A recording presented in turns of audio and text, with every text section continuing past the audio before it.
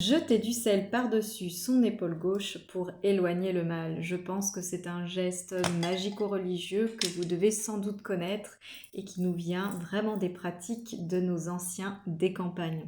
Alors toutes les pratiques pour conjurer la malchance de nos campagnes, c'était vraiment des pratiques plutôt symboliques, plus que réellement magiques. Elles étaient fortement liées à la religion populaire et au cycle de la nature.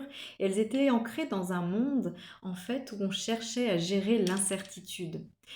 Alors, nos anciens, pour survivre, avaient besoin de protéger donc leur récolte, mais aussi leur bétail. Comme le bétail était vital, ils avaient de nombreux rituels, notamment faire passer les troupeaux à travers des cerceaux de fer pour protéger des maladies, ou encore ils pratiquaient des saignées rituelles. Donc c'était plutôt superstitieux, pas médical du tout, et au printemps, on dit que ça renouvelait la chance.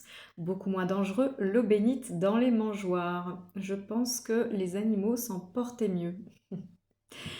Nos anciens aimaient beaucoup la magie météorologique. Donc ils connaissaient les couleurs du ciel, ils suivaient le vent, mais avant l'arrivée de la météo moderne, pour contrer la grêle, ils utilisaient clochettes et cloches et même des coups de fusil parce que la croyance voulait que le bruit chasse, éloigne les nuées mauvaises. Alors pour détourner des tempêtes et de la sécheresse, ils faisaient des processions et pour conjurer l'orage, il leur arrivait de planter des objets en métal dans les champs.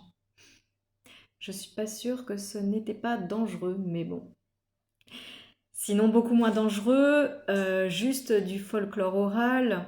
Nos anciens avaient pour habitude de réciter des petites incantations pour détourner le mauvais œil ou de réciter des prières courtes prononcées donc tout en semant les graines. Les rituels de cycle de vie étaient également très importants pour nos anciens. Par exemple, il leur arrivait d'enterrer des objets sous la porte des nouveaux foyers, des morceaux de métal, du sel, des graines, pour vraiment assurer la chance des nouveaux occupants. Donner du sel lors de la visite d'un nouveau-né, c'était vraiment symbole et gage de santé et de protection. Sinon, mettre des objets en fer sous les lits des malades, c'était pour repousser vraiment les forces mauvaises. Et sinon, toujours apotropaïque, ce mot nous suit décidément, les objets tels que des fers à cheval ou des clous étaient posés au-dessus des portes. Et ça, c'est déjà attesté depuis le Moyen Âge.